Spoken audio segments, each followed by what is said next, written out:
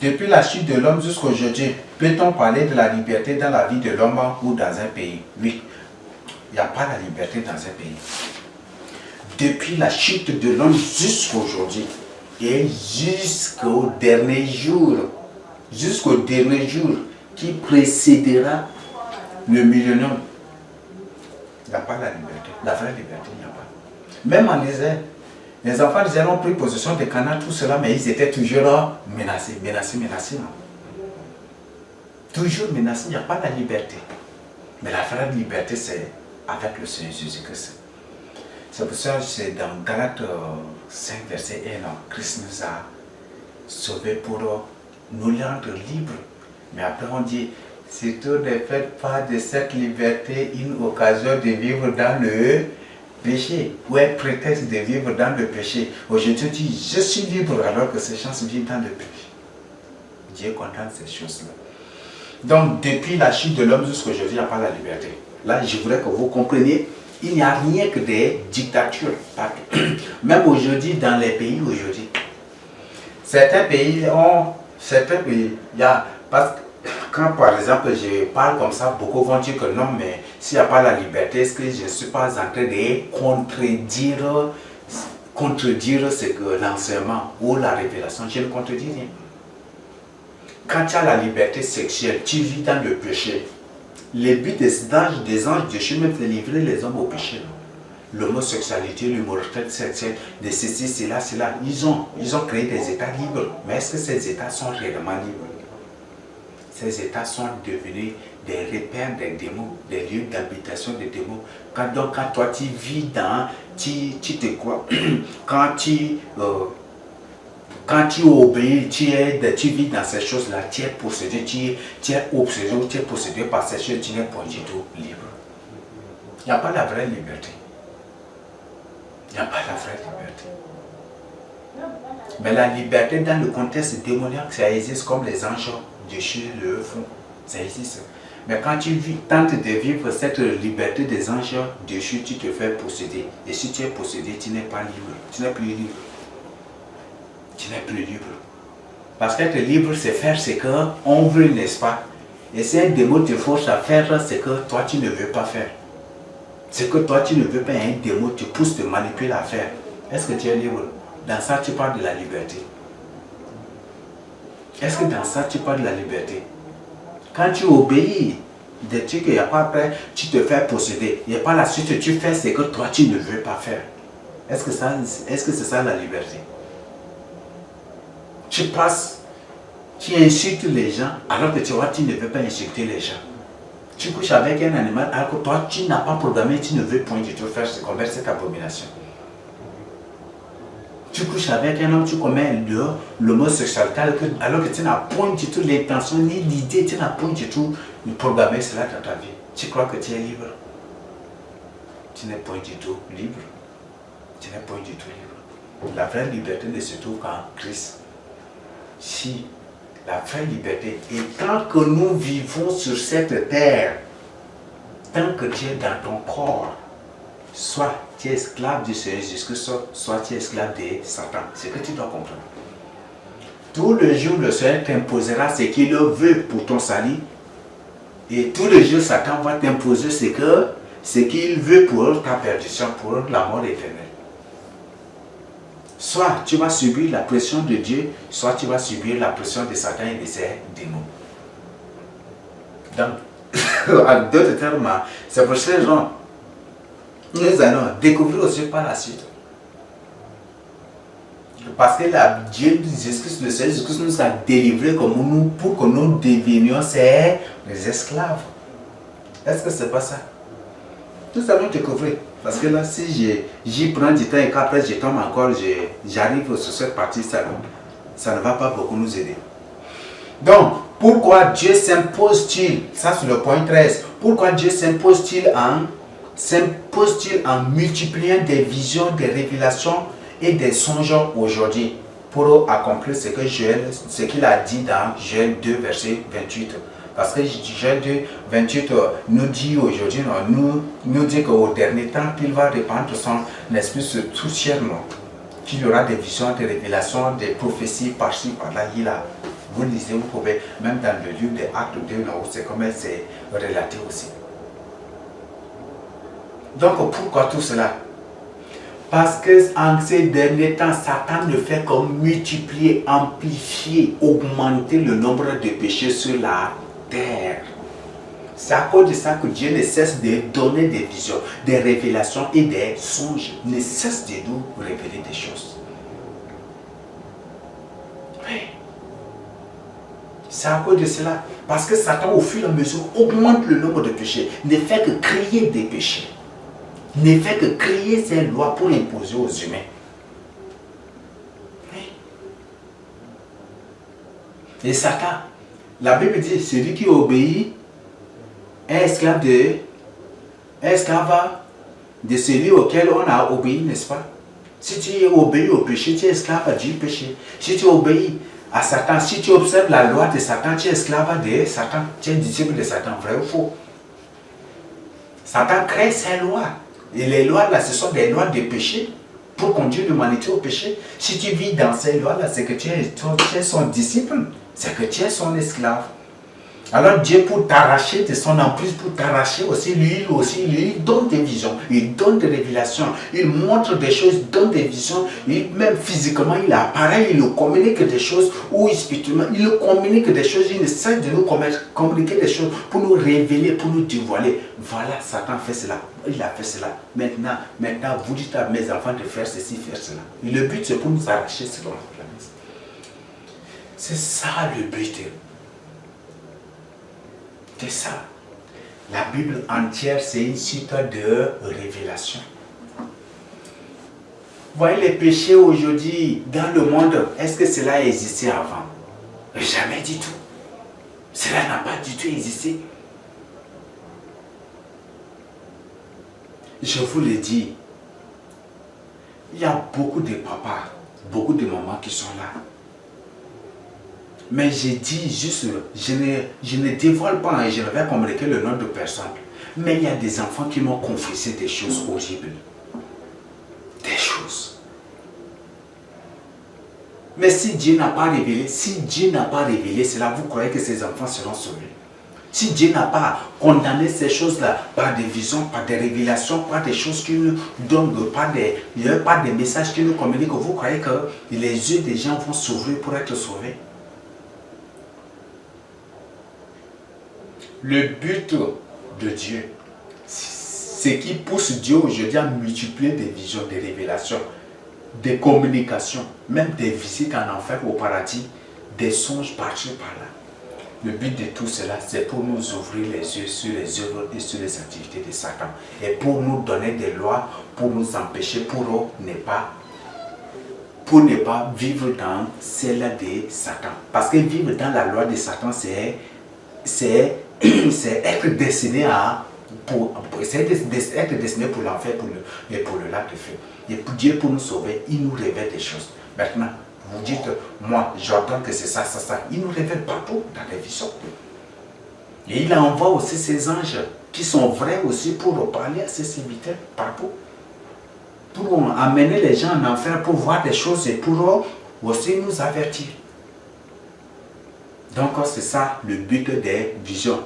Si une personne condamne les visions, condamne les révélations, condamne les rêves, condamne les songes, c'est une personne qui est constamment dans l'occultisme. Parce qu'une humain normal ne fait jamais du tout ces choses. Une normal jamais du tout ne fait cela. C'est que vous devez comprendre et quitter cette personne. Et beaucoup aujourd'hui acceptent les visions, les révélations de Dieu. Et il vous faut croire, mais ce sont des anges déchus. Des anges qui se faisaient des saints, des anges qui ne veulent pas être reconnus comme des démons, qui ne veulent pas être appelés des démons. Ce sont ces anges-là c'est parmi ces anges que beaucoup sont devenus des prophètes, des apôtres, bon, je ne sais pas, entre guillemets, des hommes de Dieu, pas pour ici, juste pour être vus comme des saints. Quand vous les appelez des saints-pères, là, ils sont très contents, ils sourient jusqu'à même à ce que leur bouche là, vienne même au niveau de leur cerveau, des trucs comme ça. Oui. C'est ce qui se passe. Donc, c'est ce que vous devez comprendre, ce sont des informations. Donc, nous allons lire quelques versets ici pour nous aider à comprendre. Donc, veuillez m'excuser, je vais être rapide dans la lecture. Donc, toujours ce qui pousse Dieu à multiplier des révélations, ce qui fait que Dieu s'impose en multipliant des révélations, des visions, des songes, des visites de partout autour. Cela, nous allons découvrir cela dans les différents textes que je vais vous lire. Soyez sobres, veillez, votre adversaire le diable rôde comme un lion rugissant, cherchant qui il dévorera. Donc ça c'est dans 1 Pierre 5 verset 8. Satan rugit comme un lion tout autour de nous. Il cherche qui pour dévorer. Il cherche qui dévorera. Donc c'est ce que Satan est en train de faire. Comme il est là autour de nous, le Seigneur, c'est aussi la responsabilité pour nous. Parce que le Seigneur Jésus-Christ a dit que Dieu nous a confié à lui et il a pour mission de ne perdre aucun de nous. Donc c'est sa responsabilité de nous ouvrir les yeux, de nous accorder des visions, des révélations, de nous parler directement, de nous prendre pour nous conduire, nous amener partout pour visiter différents coins, pour nous ouvrir les yeux, pour que nous puissions être avertis et avertir les autres pour ne pas tomber dans la gueule de ce lion démoniaque qui nous guette. C'est ça le but. À ce niveau, je crois que peut-être certains vont dire, Paul a dit, Paul a dit ici comme ça, même beaucoup vont dire encore ça. Nous allons continuer. Jean 8, 34. Jean 8, 34. Bon, je ne vais pas lire oralement. Je lis carrément ce qui est dans la Bible ici. Jean 8, 34. Vous connaîtrez la vérité et la vérité vous affranchira. Affranchir, c'est délivrer une personne de l'esclavage. Faire sortir une personne de l'esclavage. Libérer une personne de l'esclavage. C'est ça, affranchir. Là, si nous étions esclaves de qui? De Satan, des démons. Et aujourd'hui, le Seigneur Jésus-Christ nous révèle la vérité pour que nous soyons sauvés. Si vous connaîtrez la vérité et la vérité vous affranchira. Vous connaîtrez la vérité et la vérité vous affranchira. Donc si Dieu s'impose, c'est pour nous affranchir de l'esclavage du monde des ténèbres. C'est pour nous affranchir de l'esclavage des démons. Beaucoup sont des manipulés du monde des ténèbres. Parce que le monde des ténèbres s'est connecté à eux. C'est ce que le monde des ténèbres veut qu'ils fassent là, qu'ils font. Beaucoup aujourd'hui, quand je les vois, ils disent, imposent la main à une personne, la personne prophétise, verse de l'huile sur une personne, la personne prophétise, la personne dit qu'il a des révélations, même là, beaucoup aussi, même si c'est une délivrance, même séance de délivrance, même les gens brandissent leur caméra, ils publient, ça c'est l'activité du monde des ténèbres. C'est sur les anges déchus qui font ces choses-là. C'est sur les anges déchus. Pour se voir, pour se montrer comme des super saints. Les anges déchus ne veulent pas être reconnus, ne veulent point être appelés des démons. C'est ce que vous devez comprendre. Donc pour se présenter comme des saints, tout ce qu'ils font là, ils brandissent. Ils filment et ils publient pour que les gens partout dans le monde voient. C'est ce qu'ils font. Pour être vus comme des super saints. Parce que même les anges, et ils n'ont pas de problème avec Dieu, c'est eux qui ont quitté librement. Il n'y a pas à se dire, Dieu a dit, comme vous avez agi par votre liberté, et comme vous êtes libre aussi de quitter ma demeure, vous n'allez plus retourner. Et c'est ça seulement. Et c'est eux là qui veulent, c'est ça, ils ne veulent pas qu'on les appelle des démons comme les autres. Donc beaucoup qui se déguisent en des serviteurs de Dieu, c'est comme ça qu'ils font. Quand ils délivrent une personne, ils filment ça bien, et après ils le publient. Et après, ils publient. Et pour être vus comme des vrais saints, qui ne sont pas des démons, mais qui sont des vrais saints. Tout ce qu'ils font, s'ils imposent la main à une personne, que la personne, des trucs, la personne, si, des trucs, et que même, la plupart des choses qu'ils font pour publier sont des choses programmées. Vous connaissez ce qu'on appelle mise en scène, non? Le sabbat, parce qu'il y a beaucoup de gens, qui voient des films mais ils ne comprennent pas ce qu'on appelle des mises en scène. Donc vous comprenez ce qu'on appelle mise en scène. Non? Donc la mise en scène est même entrée dans les églises aujourd'hui. Oui, il y a des gens parfois qui ne sont pas morts mais qui font semblant et on fait cette mise en scène là. Et puis on fait, ils viennent et on fait prier, et on parle en langue et puis après on prie et puis après la personne se lève et ce sont des mises en scène.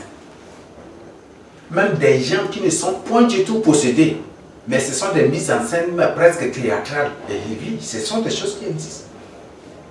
La personne fait des choses comme il est possédé, comme des trucs que la personne parfois roule ici, il fait semblant. Et ce sont des mises en scène, des choses. Et ces gens, je crois que vous connaissez les acteurs, n'est-ce pas?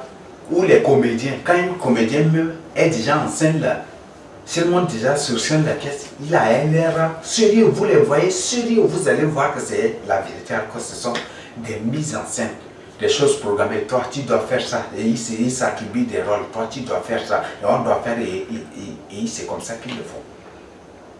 Il s'attribue des paroles, tout, et ce sont des mises en scène. Donc, en d'autres termes, c'est un film anti-Christ jugé. Juste pour eux, c'est un film de séduction Jésus pour la protéger. Beaucoup le font comme ça. Donc ne croyez pas en ces mises en chaîne là pour dire que c'est l'œuvre de Dieu. Les démons ne veulent pas être, les anges dessus ne veulent pas être appelés des démons. Donc tout ce qu'ils font, c'est pour vous prouver qu'ils sont des saints, qu'ils sont des anges saints. Et c'est ce qu'ils font toujours. Donc, je crois que c'est clair à ce niveau. Nous allons avancer. Galates 3, verset 24. Nous allons découvrir encore quelque chose. Galates chapitre 3, le verset 24. Ainsi, la loi a été donnée comme un pédagogue pour nous conduire à Christ afin que nous fussions justifiés par la foi. Donc, on dit la loi de Christ est comme un pédagogue pour nous conduire à Christ. Nous faisons face à deux formats de loi. Il y a la loi de Satan et la loi de Dieu. Ici, je prends ici dans un contexte bien défini. Il y a là, quand on parle de la loi, quand Paul prêche contre la loi, ce n'est pas prendre à considérer toute la loi comme vous le comprenez. Il y a des lois qui ont été abolies par le Seigneur Jésus-Christ. C'est ce que vous devez comprendre. Mais ce que le Seigneur Jésus-Christ nous donne aujourd'hui, c'est pour nous conduire à être justifiés par la foi. La foi, c'est l'obéissance. Donc la foi, c'est l'obéissance. Pour décocher la promesse de Dieu, il faut être obéissant. Il faut te soumettre, il faut te sanctifier. Donc c'est ce que Dieu fait. Mais il y a un verset, mais j'ai déjà oublié, où c'est autre chose que j'ai pris, je ne sais pas, mais nous allons continuer par la suite pour découvrir. Nous allons lire Romains 8, le verset. Nous allons lire Romains 8, verset 2. En effet, la loi de l'esprit de vie en Jésus-Christ m'a franchi de la loi du péché et de la mort. En effet, la loi de l'esprit de vie en Jésus-Christ m'a franchi de la loi du péché et de la mort. Donc, la loi du péché et de la mort, il s'agit de quelle loi? De la loi qui vient de Satan, du groupe rebelle. Donc, il s'agit de la loi de Satan. Donc, la loi de Christ, ça fait partie toujours des choses que le Seigneur nous révèle. C'est sa parole et des choses que le Seigneur nous révèle. Tout cela constitue sa loi avec un grand L. Ici, quand on parle de cette loi, on parle de sa constitution. Donc ça, c'est très important que vous compreniez. Et c'est pour ça que c'est très, très, très dangereux. Toi qui, par ton orgueil, par ton arrogance, par ta jalousie, par ta rivalité, par tes sentiments de vengeance, par ta cupidité, t'es levé contre un serviteur de Dieu qui a une vision, une révélation, et pour scandaliser ce qu'il a vu, c'est plus dangereux. Et tu vas rendre un compte terrible au Seigneur Jésus-Christ. Si tu ne ramènes pas toutes les âmes qui ont rejeté les visions ou les révélations qu'il a reçues. La plupart de ces gens sont des anges déchus. qui ont reçu juste une mission particulière. Mais il y a des gens qui agissent inconsciemment, mais il y a ces gens, je crois que j'ai déjà donné des indices pour les reconnaître, donc je ne vais pas m'attarder sur cela. Jean 8, 32. Jean chapitre 8, verset 32. Vous connaîtrez la vérité et la vérité vous affranchira. Le verset 36. Si donc le Fils de l'homme vous affranchit, vous serez réellement libre. Si donc le Fils de l'homme vous affranchit, vous serez réellement libre. Nous affranchir de quoi? De l'esclavage de Satan. Donc si le Seigneur Jésus nous affranchit de l'esclavage de Satan, nous serons réellement libres. Nous allons lire le verset 28 pour comprendre, 51 pour comprendre. En vérité, je vous le dis, si quelqu'un garde ma parole, il ne verra jamais la mort. Donc c'est l'une des raisons. C'est ce qui pousse, c'est ce qui fait que le Seigneur s'impose. Il s'impose. Aujourd'hui, nous sommes en évangélisation.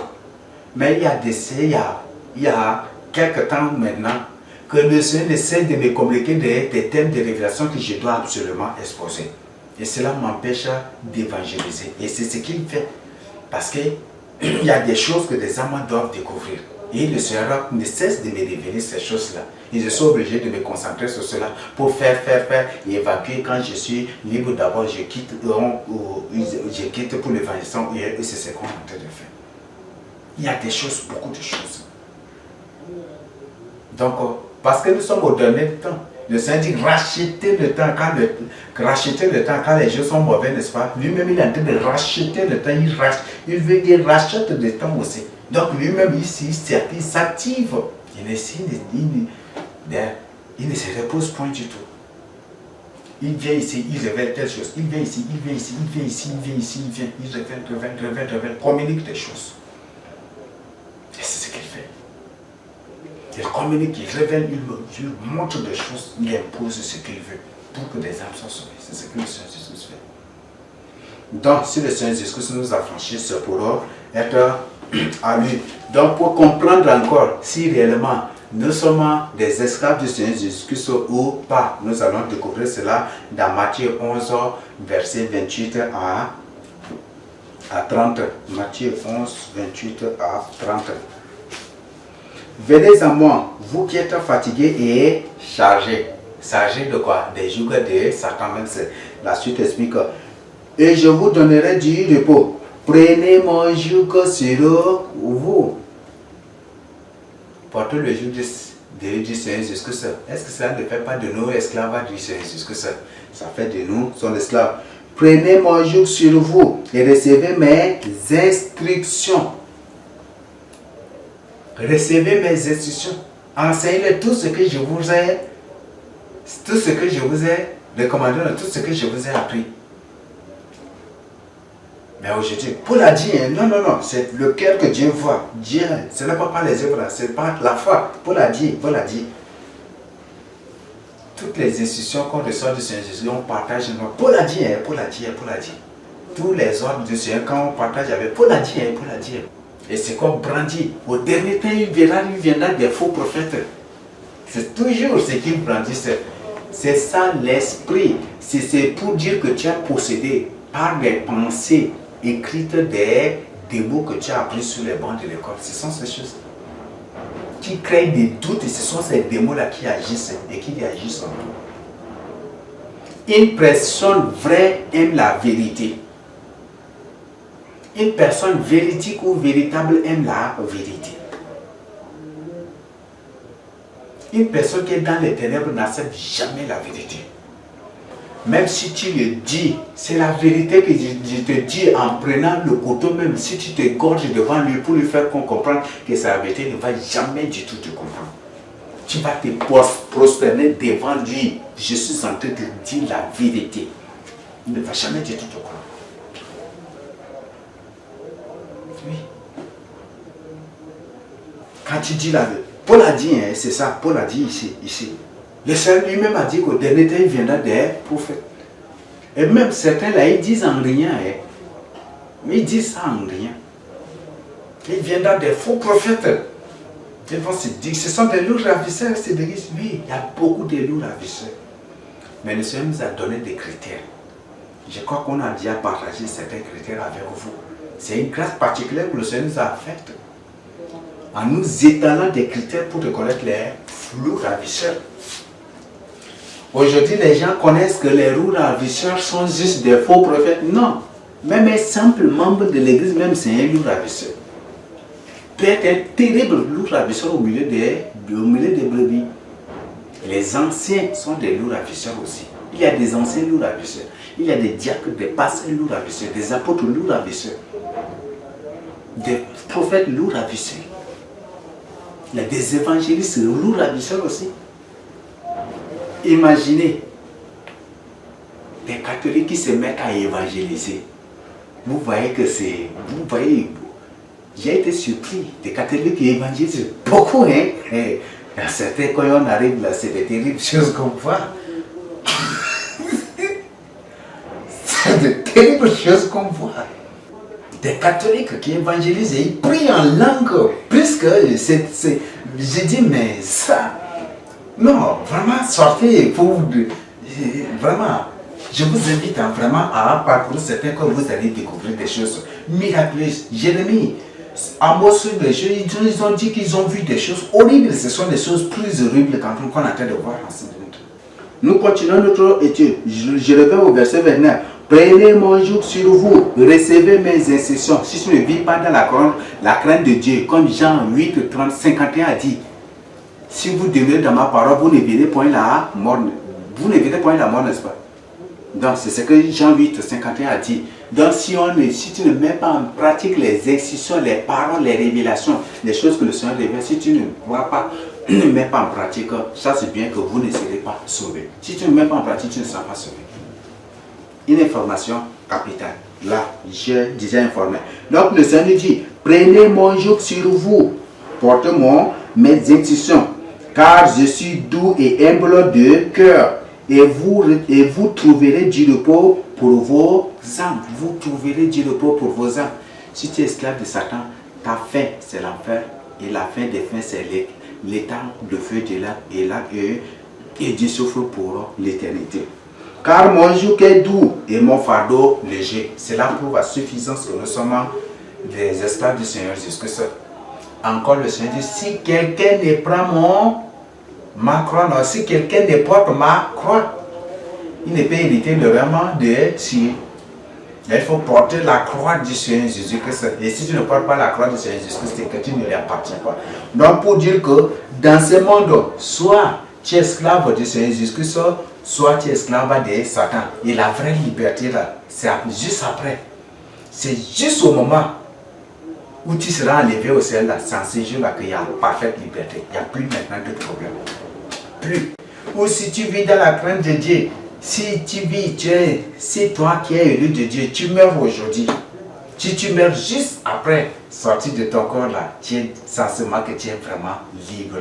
Ces jours-là, tu es vraiment libre. Moi, je ne veux pas, je trouve aucune importance de pleurer, même de pleurer un élu de Dieu qui meurt. On doit plutôt se réjouir. Mais pourquoi pleurer? Pourquoi pleurer et s'indigner? Pourquoi avoir la tristesse? C'est celui qui va en enfer là qu'on doit beaucoup pleurer pour lui. Parce que ça, il va dans des lieux terribles. Mais celui qui est sauvé là, pourquoi vous pleurez même pour lui? Il est sauvé. Il est là en train de rire, de chanter, de danser, de crier. Il est là. Il est là. Il vous attend. Et pourquoi vous pleurez? C'est celui qui va en enfer. Priez, pleurez pour ceux qui partent en enfer. Pour ceux qui sont morts et qui vont partir en enfer, c'est pour ceux-là que vous devez vraiment pleurer parce qu'il n'y a plus d'autres possibilités. Ou peut-être pleurer beaucoup pour que le Seigneur les ramène à la vie. Juste ça, c'est normal. Mais s'ils sont déjà enterrés, il n'y a pas, c'est vraiment, il n'y a pas d'autre possibilité. Au moins que le Seigneur fasse son miracle par sa souveraineté, dans sa souveraineté. Donc, dans ce monde-ci, on ne peut parler jamais de la liberté. Soit on est esclave du Seigneur Jésus-Christ, ou soit esclave de Satan. Mais l'esclavage du Seigneur Jésus-Christ, c'est le meilleur. C'est le plus doux de l'esclavage. Pas de pression, de menaces, pas d'intimidation, pas de douleur, pas de grincement de dents. Il n'y a rien, il n'y a rien. Juste se soumettre à la parole de Dieu. Mais les institutions du Seigneur ne trichent pas, ne volent pas, ne condamnent la pornographie, les positions pornographiques, l'homosexualité. Sanctifie-toi, sépare-toi du monde. Condamne les pratiques du monde. Sépare-toi, mène une vie de sanctification, fais ma volonté. C'est ça, c'est que le Seigneur nous réclame, nous demande tous les jours. Et c'est pour ça, c'est pour nous avertir d'une manière ou d'une autre, selon Job 33, 14 à 18, que le Seigneur ne cesse de multiplier des visions, des révélations. Ne cesse de nous amener dans des endroits pour visiter des coins, le paradis, l'enfer et les autres mondes de Satan, partout, on voit des images, partout dans le monde aujourd'hui. Le Seigneur ne cesse de nous communiquer des paroles, de nous adresser physiquement des paroles. Si d'autres ne l'ont pas fait, c'est ce que le Seigneur a l'habitude de faire avec nous. Le Seigneur ne cesse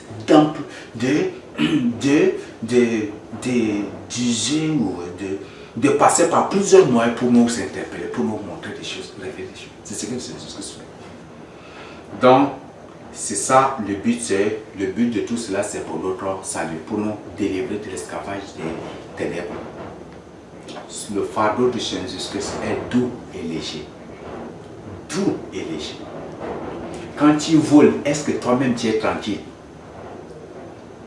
Quand tu vis dans la masturbation, dans l'occultisme, ou tu vis dans la possession, dans la fornication, est-ce que toi-même tu es libre? Est-ce que toi-même, là, physiquement, tu sens que tu es libre? Eh bien, tu ne sens pas. Tu n'as pas la liberté. Mais la vraie liberté ne se trouve qu'en Christ. Dieu nous soumet à un joug libre, un joug de vraie liberté. Et nous devons suivre, observer, suivre sa parole, marcher avec lui. Nous allons voir maintenant l'autre partie, ça c'est la 15e partie, certainement pour finir. À quel gouvernement décides-tu de te soumettre aujourd'hui? Donc, ce sont des questions qu'on vous pose. On a présenté l'esclavage à Satan et l'esclavage aussi au Seigneur Jésus-Christ. Être esclave de Satan et être esclave de Seigneur Jésus-Christ. Et ces deux formes d'esclavage sont aussi deux gouvernements auxquels tu dois te soumettre à l'un, obligatoirement. Tu ne peux pas dire que bon, moi là, avec Satan c'est bon, et avec le Seigneur Jésus-Christ c'est bon aussi, donc je vais accepter tous les deux gouvernements, je vais accepter d'être leur esclave à eux deux, à tous les deux. Je crois que là tu te trompes largement. Tu te trompes largement. Un jour, on marchait et puis il y avait une bonne route, il a plu abondamment comme ça. Donc la route là on voit, c'est bien lisse, on voit.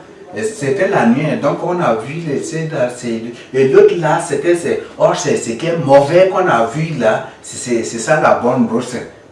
Et c'est l'autre qui est glissant, vraiment attirant là, quand on était là, c'était un trou carrément. Avec boue complète comme ça. Et c'était terrible.